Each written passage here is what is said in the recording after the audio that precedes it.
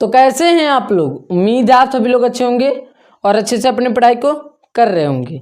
आज की इस वीडियो में हम लोग क्लास 12th के केमिस्ट्री के फर्स्ट चैप्टर विलियन के पार्ट 11 की ओर चलने वाले हैं। अगर आप सभी लोग इसके पीछे वाले वीडियो को नहीं देखे हैं तो जाइए सर्वप्रथम उसको देख लीजिए, उसके बाद ही इसको देखने आइए। तो चलिए बिना देर किए हुए इस वीडियो को शुरू करते हैं और यह इतनी बढ़िया से आप सभी लोगों को समझ में आ जाएगा, याद करने की ज़रूरत ही नहीं पड़ेगी। बस आप सभी लोग कॉपी पेन लेकर के बैठिएगा। देखिए क्या है हमारा वाष्प दाब। आज की इस वीडियो में हम लोग पढ़ेंगे वाष्प दाब क्या होता है। द्रव का वाष्प में परिवर्तन होने के लिए जो दाब लगाए जाते हैं उसे क्या कहते हैं?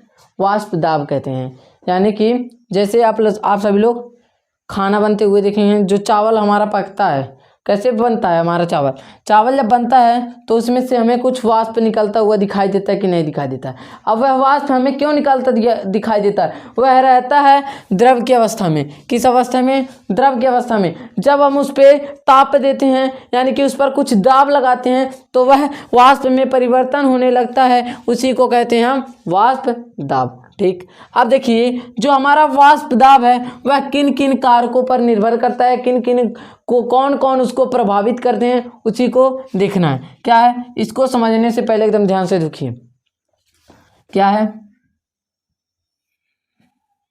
यह हमारा बीकर है, इसमें हम कुछ द्रव को भर लेते हैं। जब हम द्रव को भर ले रहे हैं तब हम नीचे से क्या कर रहे हैं, उसको टेम्परेचर दे रहे हैं। समझ लीजिए उसको क्या कर रहे हैं, तापमान दे रहे हैं। इसी ताप को समझ रहे हैं, ताप को समझ रहे हैं। देखिए यह जो तापमान है यानी कि ऊपर से हमारा द्रव है, तब जो द्रव है उस पर हम तापमान दे रहे हैं। तब जो हमारा द्रव है तो इसके दो जो मान लीजिए हमारा यहाँ पर एक द्रव है, क्या है? द्रव है। जब द्रव है इसके कण इतने पास पास हैं, कितने पास पास हैं? इतने पास पास हैं। तो जब हम इसको टेम्परेचर देंगे, तापमान देंगे, तब इनके अणुओं के मध्य की दूरी बढ़ने लगेगी। क्या होने लगेगी? बढ़ने लगेगी। क्या होने लगेगी? बढ़ने लगेगी। यानी कि जिस तरह से हम इस पर तापमान बढ़ाएंगे उसी तरह से जो द्रव के अणु होते हैं वह क्या होने लगेंगे? दूर दूर होने लगेंगे। कितना हुआ क्या चीज़? अब इसको पढ़ते हैं, उसके बाद उसको एक बार और समझते हैं। देखिए क्या है, ताप है। दाब बढ़ाने पर, क्या करने पर? ताप देने पर, दाब बढ़ाने पर द्रव का वाष्प दाब बढ़ता है। यानी कि दाब जिस तरह से बढ़ाएंगे उस तरह से जो हमारा द्रव है वह वाष्प बन के उड़ने लगेगा। क्योंकि ताप बढ़ाने में क्या होती है? क्योंकि ताप बढ़ाने पर द्रव के अणुओं के मध्य की दूरी बढ़ती है। बताए हैं अगर द्रव के अणुओं के मध्य की दूरी इतना है तो जब हम उस पर ताप देंगे, दाब देंगे, तो वह क्या होने लगेगा? उनके अणुओं के मध्य की दूरी दूर दूर होने लगेगी, बढ़ती है, तथा उसकी गतिज ऊर्जा में वृद्धि होती है।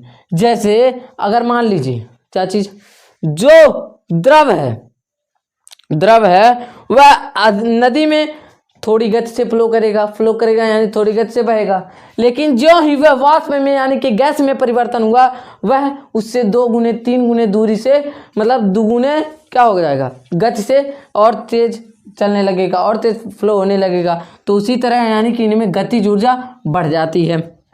अब देखिए जिसमें उसके वाष्प दाब में अधिक परिवर्तन होता है। यानी कि अगर हमारा वाष्प दाब मान लीजिए यहाँ पर थोड़ा है तो वहाँ पर और आगे हो जाएगा।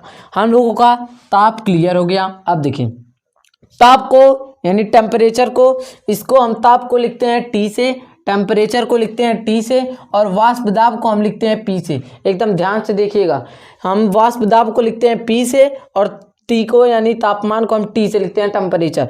तब देखिए क्या कह रहा है, जिस तरह से हम दाब को बढ़ाएंगे उसी तरह से जो द्रव के अणुओं की कण होंगे वह क्या होंगे? थोड़े दूर दूर हो जाएंगे, उनके अंदर गतिज ऊर्जा बढ़ने लगेगी। किस कारण? जिस कारण से हम उनके ऊपर टेम्परेचर देंगे। जब हम क्या करेंगे, जब हम वाष्प दाब यानी कि बढ़ाने के लिए यानी टेम्परेचर हम जितना लगाएंगे वह क्या होगा, उतना ही हमारा जो द्रव के अणुओं के कण के बीच की दूरी होगी उतनी ही बढ़ती चली जाएगी। तब इसके नीचे आप सभी लोग इसको लिख लीजिएगा, यानी कि जो वाष्प दाब है वह टेम्परेचर के समानुपाती है, इसीलिए जो हमारे द्रव के अणुओं के कण है वह दूर दूर होते चले जा रहे हैं। हमारा ताप क्लियर हो गया। अब बचा सांद्रता।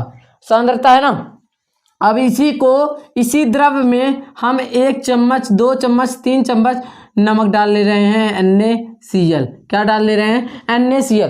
तब अगर मान लीजिए हमारा वाष्प दाब यानी कि वाष्प बनने की प्रक्रिया 100 डिग्री सेल्सियस पर हो रही थी।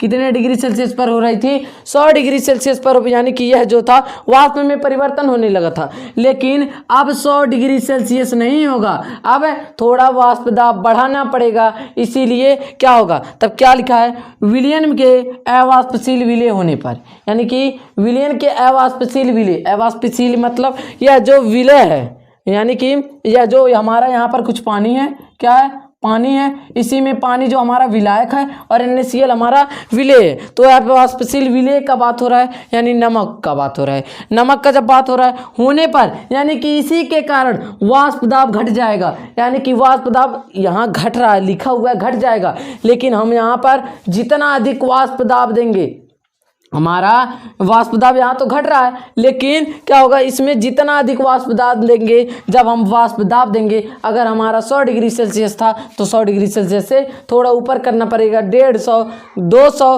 डिग्री सेल्सियस तक गर्म करेंगे, तब यह धीरे धीरे करके वाष्प बनना शुरू होगा। उसके बाद क्या कहा है, तब सांद्रता यानी तथा सांद्रता बढ़ने पर उसकी वाष्प दाब में कमी आती है, यानी कि इसके यानी कि पानी में हम अगर NaCl को मिला रहे हैं तो हमारा निर्माण हो रहा है Ab, यानी कि विलयन निर्माण हो रहा है। तब अगर नमक को हम मिला रहे हैं तो जो हमारी वाष्प दाब में क्या हो रही है, कमी आ रही है। तो यानी कि यह जो है क्या है, जो हमारा वाष्प दाब है, क्या है, वाष्प दाब है, वह व्युत्क्रमानुपाती होगा सांद्रता के। किसके, वाष्प दाब है वह व्युत्क्रमानुपाती होगा सांद्रता के। इसी के नीचे आप सभी लोग इसको उतार लीजिएगा। अब इस क्लास को यहीं पर एंड करते हैं। अगर आप सभी को वीडियो अच्छा लगा हो, वीडियो को एक लाइक एंड चैनल को सब्सक्राइब करें। अब हम मिलेंगे अगले वीडियो में किसी और टॉपिक के साथ। जय हिंद।